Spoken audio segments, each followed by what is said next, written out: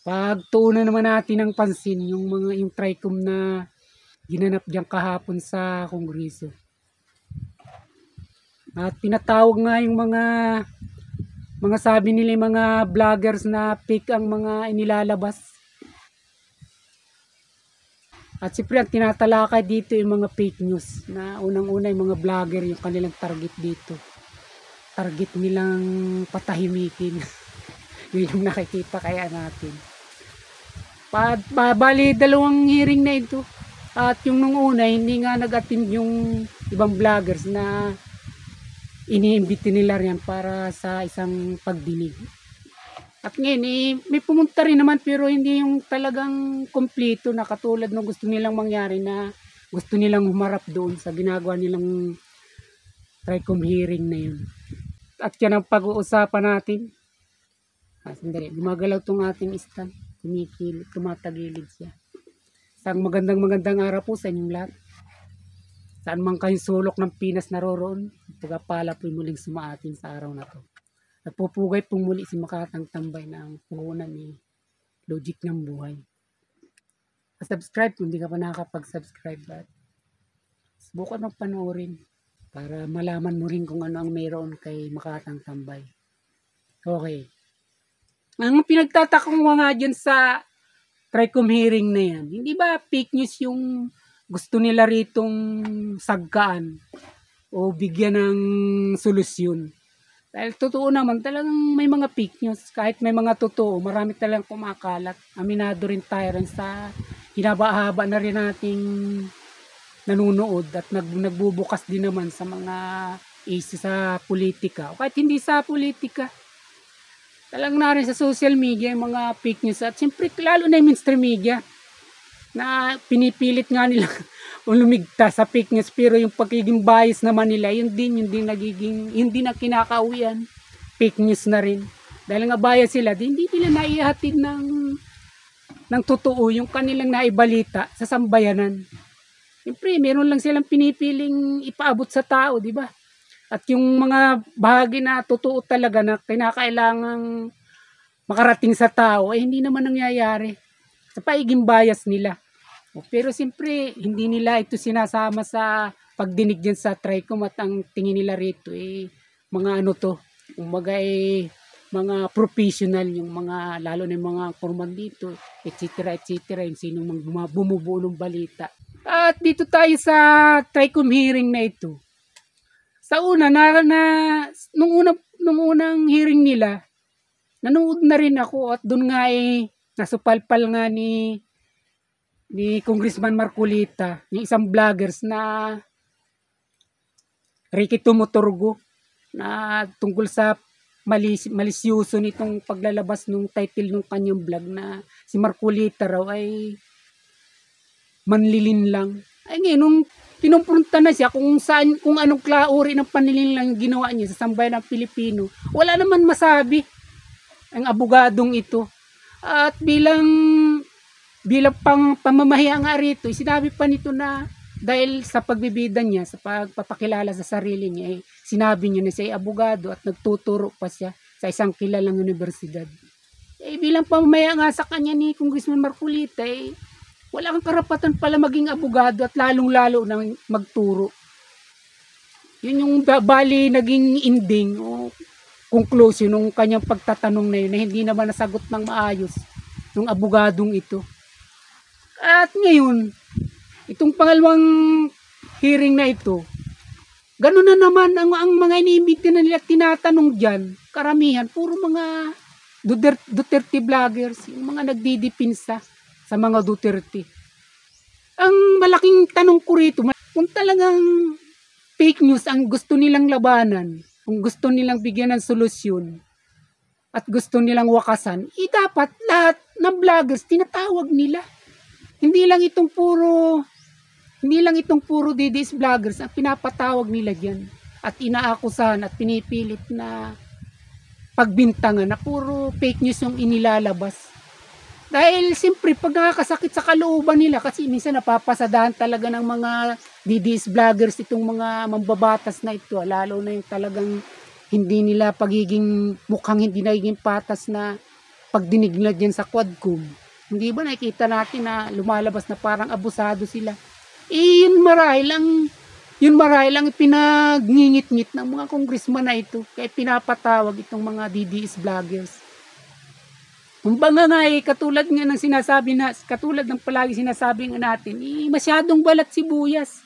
Matampuhin na kahit yung mga dapat hindi na nila dapat hinahabol dahil sila naman mga lingkod bayan, di ba? Mga serbisyo publiko yung kanilang lingay, mga politiko sila. Hindi na nila dapat pinapatulan yung mga sinasabi ng mga vloggers na ito para sa kanila. Naman walang personalan, papanood ko rin naman na tungkol lang naman dun sa trabaho nila bilang isang lingkod bayan nga, o bilang isang public servant. Yun yung ating napapansin dito.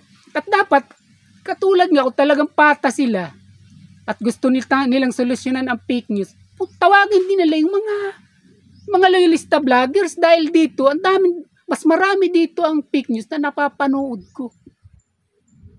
Unang-una lang, tingnan nyo na lang itong isang vlogger na sobrang lakas ng loob at sobrang tapang. Hindi ba ultimong yung pinuno ng Iglesia ni Cristo, gusto nitong ipag-umpugan ang ulo? Siguro nagigits niya kung sino itong vlogger na ito. Nung una pa, sa kanya ko unang narinig, nung sabihin niya na yung 125 million na nilustay di umano ng pangalawang Pangulo. Itong 125 million na confidential fund na nilustay ng pangalawang Pangulo, ibinigay dun sa kabit nito, dun sa Jan Amoris na basketball player, at ipinagpatayo ng business na gasolinahan. Sabi pa nga niya, kung wala kang mahigit 100 milyon, hindi ka makakapagpatayo ng business na ito o ng negosyong ito. Kamukat-mukat mo. Siyempre, nung unang napanood ko ito, hindi natin alam kung totoo ba ito o hindi. Pero nito kamukat-mukat mo, bumaliktad yung vlogger nito at sinabi niya na wala raw talaga siyang alam dun kung totoo yun o hindi. Basta mayroon lang daw nag-utos sa kanya na yun daw ay ilabas niya. Ilabas niya sa social media at may kapalit. Ito mismo sabi rin nga siya na yung daw kanyang anak pinagamot, yung daw kanyang ama ay pinalibing. Hindi man tuwira na sinasabi niya siya binayaran, umamin siya na ang mga vloggers na ito ay totoong pinabayaran. May video ako nito at yung mga pag-amin niyang ito. At ipapakita ko sa inyo.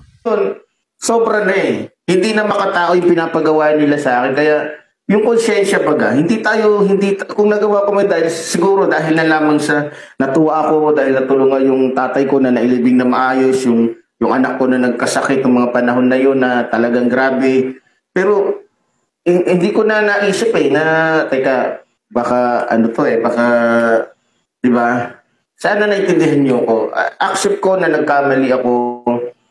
Tinanggap ko agad yung, aaminin ko totoo. Hindi ko alam kung totoo ba tungkol kay Amores at kay Sara. Pero dahil nga sa itong inutos sa akin ng babae, ito ay malapit ho kay Marcos. Tinatanggihan ng ibang mga vloggers ni Bongbong yung mga gusto nila pagawa doon sa mga vloggers nila na binabayaran nila. Tatanungin niyo ko kung binabayaran, yes, totoo yan. Kasi kung ako nga mismo, di ba? Siya mismo ang nagsabi niyan. At kaya natin nalalaman na hindi lamang kung may inaakusan sila o nakikita na fake news sa mga DDS vloggers, imitahin din nila ang mga loyalist vloggers dahil katulad nito. Kumbaga nakagawa na siya ng paninira saka siya humihingi ng paumanin. Kumbaga tapos na ang lahat.